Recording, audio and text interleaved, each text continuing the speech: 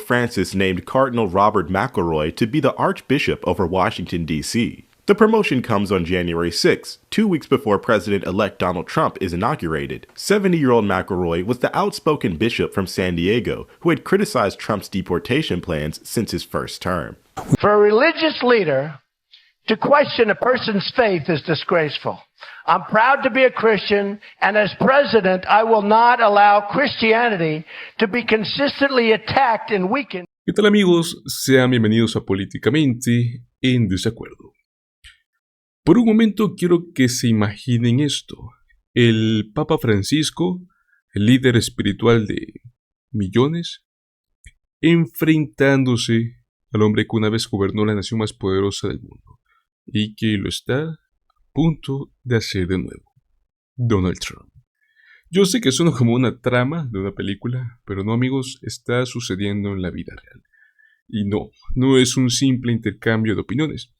Hay críticas, hay mensajes ocultos, hay decisiones que están sacudiendo el mundo político y religioso. ¿Qué es lo que llevó a dos líderes tan distintos a chocar de esta manera? Cómo esta pelea se ha extendido hasta el corazón de Washington, D.C. Si es que quieres saberlo todo, te invito a que te quedes hasta el final de este video porque te traigo los detalles más interesantes de el último golpe por parte del Papa Francisco en contra de Donald Trump. Bueno, mis amigos, para poder entender esta pelea tenemos que retroceder al año 2016. Cuando Donald Trump estaba en plena campaña presidencial, como bien sabemos, él prometía construir su famoso muro fronterizo, y diciendo que México iba a pagar por él. No sé si lo recuerdan, fue todo un show, pero en aquel entonces fue la primera vez que vimos al Papa Francisco decidido a hablar. En un viaje de regreso a Roma, le preguntaron sobre las políticas de Trump, y el Papa Francisco respondió contundentemente, afirmando que un hombre que solo piensa en construir muros, donde sea que estén, y no en tender puentes, no es cristiano. Esto no está en el Evangelio. Donald Trump versus the Pope, I thought I'd never say those words together. How surprised were you by what the Pope said? For those who don't know, he said, part of what he said was a person who thinks only about building walls wherever they may be and not of building bridges is not Christian. This is not the gospel. Well, I didn't think it was a good thing for him to say, frankly, and he was talking about the border. And as you know, I'm very strong on border security, and we have to have a border in this country. And we certainly don't have one right now. And as you know, we're talking about building a wall. We're going to build a wall, and Mexico is going to pay for the wall. And that's the way it is. We have a trade balance, and if you look at it, imbalance of about $58 billion with Mexico. And it's really more than that because we also subsidize, et cetera, et cetera. So they're going to pay for the wall. But somehow the government of Mexico spoke with the Pope. I mean, they spent a lot of time with the Pope. And by the time he left, he made a statement. I don't know if you think the government of Mexico somehow got the Pope to say this? Well, I don't think they said that way, but I think they probably talked about, isn't it terrible that Mr. Trump wants to have border security, et cetera, et cetera. And the Pope made the statement, and I think it was probably a little bit nicer statement than was reported by you folks in the media, because after I read it, it was a little bit softer. But the bottom line is we've got to have a border. We've got to have security. We have tremendous illegal immigration in the country. Well, I'll just say the Pope did go on to say this is not the gospel. As far as what you have said about whether I would advise to vote or not to vote, I'm not going to get involved in that. I say only that this man is not Christian if he has said things like that. You've been in fights with a lot of people, but with the Pope, I mean, does it give you pause? The Pope, global spiritual leader. He's a handful. I love him dearly. He's a handful. Politics. Okay, go ahead. Your thoughts. First of all, I think he's right that much of what Donald Trump says about his immigration policy is unchristian. And I 100% agree with that, with what the major point the Pope is making. Deporting people, 11 million, he's just going to get rid of them. He's going to build a wall. It's simplistic. It's unrealistic. And I would say unchristian. For a religious leader to question a person's faith is disgraceful. I'm proud to be a Christian, and as president, I will not allow Christianity to be consistently attacked and weakened. Pues bueno, ¿qué hizo Donald Trump en aquel momento? Él reaccionó como siempre, atacando. Dijo que era terrible que el Papa Francisco cuestionara de su fe y, pues bueno, para no perder la oportunidad, insinuó que el gobierno mexicano había influido en el Papa. Bueno, pues Donald Trump no se detuvo ahí y afirmó ser un orgulloso cristiano y aseguró que como presidente no permitiría que se atacara al cristianismo. Bueno, mis amigos, el Papa Francisco, como bien sabemos, no es un líder convencional. Creo que desde el principio de su papado dejó muy en claro que su prioridad era defender a los marginados, a los pobres y a los inmigrantes. Esto lo convirtió en un crítico natural de las políticas de Donald Trump, especialmente cuando hablan de deportaciones masivas y de muros fronterizos. Por ejemplo, en el año 2017, luego de que Trump asumiera la presidencia, el Papa Francisco comenzó a apoyar públicamente a líderes religiosos que denunciaban las políticas migratorias de los Estados Unidos. Uno de ellos en aquel entonces fue el obispo Robert McElroy, el cual dijo que los cristianos deberían interrumpir y oponerse a quienes buscaban deportar a millones y separar familias. Pues bueno, el Papa Francisco siempre ha creído que el papel de la Iglesia es tender puentes, no construir barreras. Y bueno, esta misma visión lo ha llevado a enfrentar no solo a Trump, sino que también a otros líderes que apoyan políticas similares. Pues bueno, aquí es donde la historia comienza a ponerse interesante, porque no solo se queda en palabras, ¿no? Sino que él también actúa. Ahora bien, pasemos a este año 2025, este pasado 6 de enero, pues bueno, una fecha muy cargada de simbolismo en la política estadounidense. El Papa Francisco hizo un movimiento que creo que nadie vio venir, y es que nombró al cardenal, al mismo señor Robert McElroy, como nuevo arzobispo de Washington, D.C. Francis named Cardinal Robert McElroy to be the Archbishop over Washington, D.C. The promotion comes on January 6, 2 weeks before President-elect Donald Trump is inaugurated. 70-year-old McElroy was the outspoken bishop from San Diego who had criticized Trump's deportation plans since his first term. We in our own diocese tend to be focused on our own diocese. And one of the contributions which in the role of cardinals we can make is to point with some constancy to that idea that we are part of a universal community. Ahora, ¿por qué esto es importante? Bueno, este señor es muy conocido como un feroz crítico de Donald Trump desde el inicio, ¿no? Este hombre ha hablado abiertamente contra las políticas migratorias de Trump, llamándola como inhumanas y poco cristianas. Incluso él afirmó que debemos resistir cualquier intento de deportar a millones de personas y destruir familias. Amigos, este nombramiento es más que simbólico. Washington, D.C. no es cualquier lugar, es el epicentro del poder en Estados Unidos.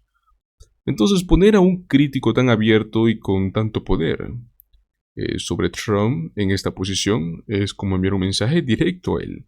Aquí estamos y no vamos a retroceder. Además, este arzobispo no es solo un crítico, sino que durante toda su carrera ha defendido ideas progresistas dentro de la Iglesia, como lo es la ordenación de mujeres como diáconos. Entonces, esto lo convierte en una figura clave para el futuro de lo que es el catolicismo en Estados Unidos. Por supuesto, este movimiento no pasó desapercibido, ¿no? Algunos lo vieron como un golpe maestro del Papa Francisco. Lógicamente, otros lo criticaron. Los aliados de Trump lo calificaron como la decisión de blasfema, o sea, diciendo que el Papa no debería cuestionar la fe de nadie. Pero bueno, hay muchos que sí aplauden la jugada. Muchos creen que es una señal de que la Iglesia ha comenzado a tomar una postura más firme contra las políticas que se consideran injustas. Además, el nombramiento de este arzobispo llega en un momento que el catolicismo en Estados Unidos está enfrentando a divisiones internas, especialmente en temas como la inmigración, la reproducción, los derechos de las mujeres. Entonces, mis amigos, aquí estamos con dos líderes que representan visiones completamente opuestas del mundo. Por un lado, Donald Trump con este enfoque nacionalista y políticas de exclusión. Y por el otro lado tenemos al Papa Francisco con este mensaje de inclusión, compasión, justicia social. La pregunta es, ¿de qué lado estás tú? ¿Crees que el Papa hizo bien en enfrentar estas políticas o debería mantenerse fuera de los temas políticos? Los invito a que me dejen sus opiniones en los comentarios porque quiero saber qué es lo que piensan. Bueno, señores, para continuar con las noticias, vamos un poco a la política exterior porque Gran Bretaña acaba de soltar un bombazo sobre Elon Musk. ¿No les parece curioso, no, que Elon Musk últimamente está en los periódicos y noticieros internacionales, más que en Estados Unidos? Bueno, hablemos un poco de Elon Musk, el magnate que nos prometió llevarnos a Marte y nos dio los autos eléctricos. Últimamente parece que está muy interesado en utilizar X, antiguamente conocido como Twitter, esta plataforma, esta red social, como una arma política. Empecemos por Alemania, ¿no? Elon Musk causó mucha polémica al decir que el partido de extrema derecha, AfD, era la única esperanza para Alemania. ¿Cuál es el problema? Este partido tiene una historia relacionada con el neonazismo. Y esto causó mucho caos. La gente no tardó en reaccionar, muchos lo acusaron de meterse donde no lo llaman, otros dijeron que está promoviendo ideas muy peligrosas, pero Elon Musk no se quedó ahí. Poco después empezó a meterse en la política británica. Criticó al político Nigel Farage por no apoyar a Tommy Robinson, un islamófobo conocidísimo, ¿no? Ahora, ¿por qué es importante? Porque Tommy Robinson ha sido condenado por promover teorías falsas y casi arruina un caso de abuso grupal. Bueno, aquí viene lo fuerte, pues Elon Musk empezó a tuitear sobre los grooming gangs, los musulmanes en el Reino Unido. Un tema que es extremadamente delicado, muchas plataformas. Y es que recientemente ha habido un caso muy relevante que es sobre los grooming gangs que se resolvió en el 2014, hace más de 9 años. Pero bueno, Elon Musk quiso hacerlo relevante otra vez. Además, este informe del año 2020 dejó muy claro que el abuso sobre este caso, muy conocido, no es exclusivo de ningún grupo étnico o religioso. Entonces, aquí la pregunta es, ¿por qué Elon Musk continúa hablando de esto? Según Wired, Elon Musk publicó más de 200 tweets en unos pocos días sobre este tema. Muchos de ellos estaban llenos de información falsa. Entonces, esto no solo es desinformación, ¿no? Sino que vemos que quiere irse por la parte de la manipulación. Aquí es donde entra Keir Starmer, primer ministro británico. Pues bueno, él no se quedó callado y no solo criticó a Elon Musk, sino que también aprovechó para desmontar toda esta narrativa con datos y con mucha experiencia personal. Él afirmó que cuando fue fiscal jefe, enfrentó directamente estos casos porque veía cómo las víctimas estaban siendo ignoradas. Afirmó que en el año 2014 lideró la primera gran condena contra una red de abuso en Rochdale. Bueno, cambiamos el enfoque de los juicios para poder garantizar justicia y aumentaron los números de casos procesados a un récord histórico. Child sexual exploitation is utterly sickening, utterly sickening. And for many, many years, too many victims have been completely let down by perverse ideas about community relations, or by the idea that institutions must be protected above all else. And they've not been listened to and they've not been heard. And when I was chief prosecutor for 5 years, I tackled that head on because I could see what was happening. And that's why I reopened cases that had been closed and supposedly finished. I brought the first major prosecution of an Asian grooming gang. In the particular case, it was in Rochdale, but it was the first of its kind. There were many that then followed that format. I changed the whole prosecution approach because I wanted to challenge and did challenge the myths and stereotypes that were stopping those victims being heard. So we changed the entire approach, not without criticism at the time, I might add. And when I left office, we had the highest number of child sexual abuse cases being prosecuted on record. Now, that record is not secret. As a public servant, it's there for all of you or everybody to see. I also called for mandatory reporting of child sexual abuse. I called for that a decade ago. The Tories did nothing about that for those 10 long years, including when the J report came out nearly 3 years ago now. Central plank, mandatory reporting, still hasn't been done. We're going to do it. But let's just to bring it in closer, and I will answer you on Jess Phillips in particular, because those that are spreading lies and misinformation as far and as wide as possible, they're not interested in victims. They're interested in themselves. Those who are cheerleading Tommy Robinson, not interested in justice. They're supporting a man who went to prison for nearly collapsing a grooming case, a gang grooming case. These are people who are trying to get some kind of vicarious thrill from street violence that people like Tommy Robinson promote. And those attacking Jess Phillips, who I'm proud to call a colleague and a friend, not protecting victims. Jess Phillips has done 1,000 times more than they've even dreamt about when it comes to protecting victims of sexual abuse throughout her entire career. And so just as I took on the criminal justice system and the institutions when I was chief prosecutor, I'm prepared to call out this for what it is. We've seen this playbook many times, whipping up of intimidation and threats of violence, hoping that the media will amplify it.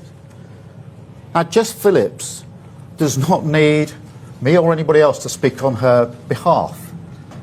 But when the poison of the far right leads to serious threats to Jess Phillips and others, then in my book, a line has been crossed. I enjoy the cut and thrust of politics, the robust debate that we must have, but that's got to be based on fact. Pero bueno, amigos, qué claridad la de Sturmer. Pero lo más interesante fue cómo llamó a los medios y a las figuras como Elon Musk por amplificar la desinformación que solo fomenta división y violencia. Y dijo algo muy importante. Afirmó que la extrema derecha no está interesada en proteger a las víctimas, sino en promover su propia agenda. Bueno, pues mis amigos, esto fue un golpe directo no solo para Elon Musk, sino para todos los que usan este tipo de desinformación como arma política. Incluso mencionó que aquellos que apoyan a Tommy Robinson están prácticamente alentando a alguien que casi destruyó un caso crítico de justicia. Amigos, la desinformación no es solo un problema de redes sociales, tiene consecuencias muy reales. Ustedes recuerdan a Jess Phillips, la política británica que ha recibido amenazas por este tipo de discursos. Bueno, pues Sturmer también habló de ella y dijo algo muy fuerte. Afirmó que cuando la extrema derecha cruza una línea, personas reales están en peligro. Esto no es solo un problema del Reino Unido, ya lo hemos visto en Estados Unidos. Hay casos en América Latina, en muchas partes del mundo. Las mentiras en línea llevan a la violencia fuera de la línea, y muchas veces los medios son los cómplices, ya que ellos son los que amplifican las historias sin desmentirlas adecuadamente. Bueno, mis amigos, ¿qué es lo que piensan ustedes? ¿Qué creen que podemos hacer sobre este tema? Tal y como lo dijo Sturmer, tenemos que hablar de los temas con datos, ¿no? No con emociones o agendas políticas. Necesitamos exigir a los medios que sean responsables. No se trata solo de reportar lo que sucede, sino que dar un contexto y condenar lo que está mal. Pero bueno, ¿ustedes qué piensan? ¿Qué creen que debería pasar? ¿Creen que figuras como Elon Musk deberían rendir cuentas por consecuencias de sus palabras? Déjenme sus opiniones, sus respuestas en los comentarios mientras finalizamos la última noticia de este video. Y el New York Times últimamente me he dado cuenta que el New York Times está súper activo con las noticias, con filtraciones más que todo. Acaban de publicar una sorprendente bomba sobre Trump. Pues muy bien, pongamos las cartas sobre la mesa. Cuando Trump estaba en campaña, y bueno, hasta aún continúa y eso que ya no está en campaña, siempre mantuvo una estrategia bien clara, y era pintarlo todo como un caos. ¿Por qué? Porque el caos es el que moviliza, ¿no? El miedo mueve a la gente.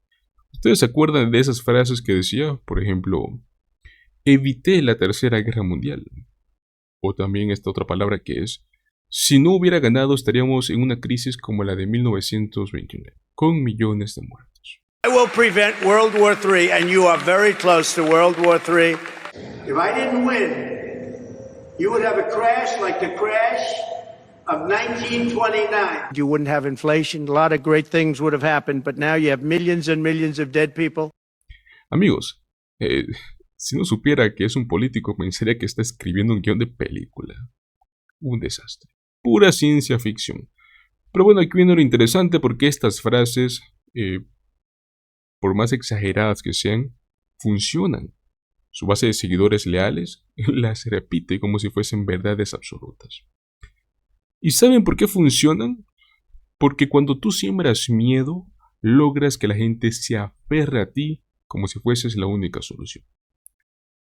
Pero ¿qué pasa cuando analizamos los números reales, no? Ahí es cuando la cosa se pone interesante. Pues bueno, como les mencioné hace poco, el New York Times publicó un artículo que básicamente dice que Trump está exagerando. Y los números no respaldan sus historias. Y déjenme contarles por qué. Según el artículo, Estados Unidos, bajo la administración de Joe Biden, está en una posición mucho más estable de lo que Trump quiere hacernos creer. Por ejemplo, el empleo está creciendo constantemente, los salarios han subido, la producción energética está en niveles históricos.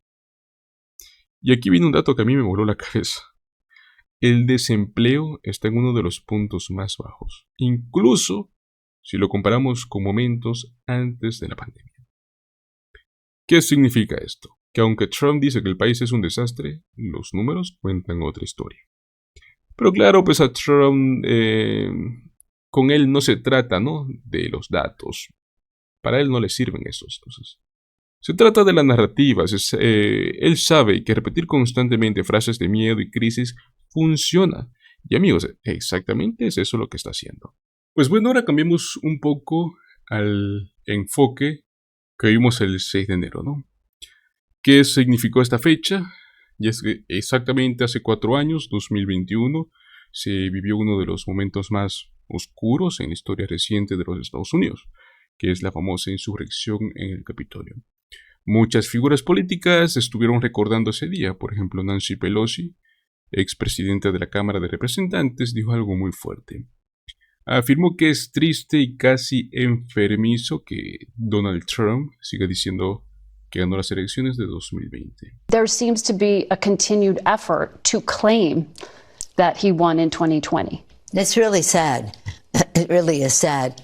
And I don't know about the film that he had and the rest, but it's almost sick that he would be thinking that in 2020. He's won the election now. Mm-hmm. That will be clear. That will be clear, and tomorrow he will be clearly, we will be accepting the results of the Electoral College. So he should be triumphant about that. But to be still trying to fight a fight that he knows he lost is really sad. Por su parte, Adam Schiff, congresista demócrata, también lanzó ciertas advertencias. Dijo que si Trump llegara a perdonar a las personas involucradas en la insurrección, básicamente estaría celebrando la violencia contra la democracia. Peacefully transfer power is a real solemn occasion, I think, for the whole country. But it has another meaning now that we had this terrible, violent attack 4 years ago. For those of us that were there in the Capitol, it's going to be, I think, quite an emotional experience to be back in that environment on that day. I invited Daniel Hodges, one of the Metropolitan Police officers who was being crushed in that revolving door, to remind people of what that day was really like, given all the revisionist history around it. But if the president goes forward with pardoning vast numbers of people involved in that violence, he will begin his new administration the way he ended his last administration, and that is by celebrating violence against our democracy. I think that would be a terrible start, send a terrible message about our democracy, about lawlessness, about people who attacked police officers. It'd be exactly the wrong message on and the wrong way to start out an administration. Yo creo, amigos, que en este punto muchos se preguntarán, ¿no? ¿Qué mensajes estará enviando al país y al mundo? ¿Qué significa que un líder no solo tolere, sino que aparentemente celebre este tipo de acciones? Ahora bien, regresando a Trump, hay algo más que debemos entender. Su estrategia no es nueva, pero es efectiva. Se basa, como les mencioné, en el panorama oscuro, ¿no? En el miedo, en el caos, para luego presentarse como el único salvador. Tal y como lo señala el New York Times, los datos no respaldan su narrativa. La economía bajo Biden no es perfecta, eso es lógico, pero tampoco es el infierno del que Trump habla. ¿Por qué sigue haciendo esto? Porque quiere mantener el control, y la mejor manera de hacerlo es con el miedo. Las frases célebres, ¿no? El país es un desastre, todo está fuera de control. Esas frases no solo son exageradas, sino que son herramientas para sembrar incertidumbre. Amigos, creo que lo que necesitamos en este momento no es más miedo, es la verdad. No se trata de defender a un partido o defender al otro, se trata de exigir que los líderes hablen con honestidad, que trabajen para todos, no solo por sus intereses personales. Este artículo me recuerda algo muy importante. Los números no mienten, los datos son importantes y los políticos sí pueden mentir. Los políticos pueden basarse en cosas que no sean los datos. Como ciudadanos se tiene la responsabilidad de cuestionar y buscar la verdad. Ahora quiero saber cuál es la opinión de ustedes. ¿Creen que el miedo es una herramienta válida en política? ¿O será que ya es hora de exigir un cambio? Déjenme sus respuestas en los comentarios, me encantaría leerlas y empezar una conversación. Hemos llegado hasta el final de este video, muchísimas gracias por haberme acompañado hasta este punto. No olviden, si es que les gustó, denle un like, pueden compartirlo con sus amigos, suscribirse al canal. La información es poder y necesitamos que llegue a más personas. Muchas gracias por acompañarme el día de hoy. Nos vemos en el próximo video. Hasta luego.